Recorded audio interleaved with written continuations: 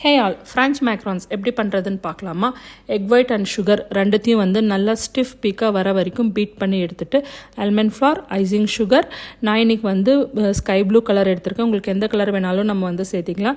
Almond flower, icing sugar கொஞ்சம் கொஞ்சமாக சேர்த்துட்டு நல்லா வந்து ஃபோல்டிங் மெத்தடில் மிக்ஸ் பண்ணி எடுத்துக்கிறேன். இந்த ஃபோல்டிங் வந்து ரொம்ப இம்பார்ட்டண்ட். இதை வச்சு தான் வந்து மேக்ரான் ஷெல்ஸ் வந்து நல்லா வரும்.